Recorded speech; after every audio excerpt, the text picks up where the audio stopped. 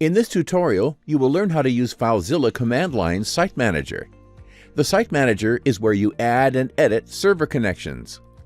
To create a new server connection, enter the command site add followed by a name. If a server connection with the same name already exists, an error is returned. Choose a new name. A list of protocols is displayed. Enter the number corresponding to the chosen protocol. In the host prompt, either enter the host name or the IP address. In the port prompt, enter the port or press enter to accept the default. In the logon type prompt, enter the number corresponding to the desired logon type or press enter to accept the default. In the user prompt, enter the username. In the password prompt, enter the password. Enter the default local directory. Press enter to leave it blank. Enter the default remote directory or press enter to leave it blank.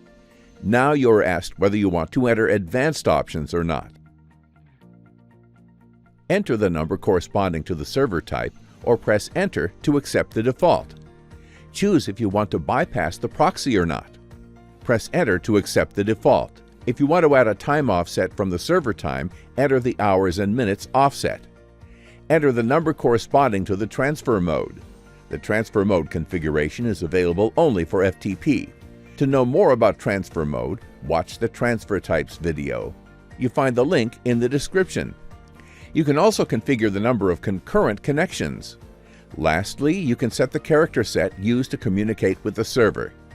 Your site is now configured and you can connect to it. To fix the connection error, you have to edit the site. Press enter until you reach the item you want to modify. Now you can connect to the edited site. You may be prompted to trust the server certificate. Enter Y to accept it and continue the connection. To see a list of the sites, use the Site List command. To delete a site, use the Site del command. In this video, you learned how to use FileZilla command line Site Manager. FileZilla CLI is fast and reliable.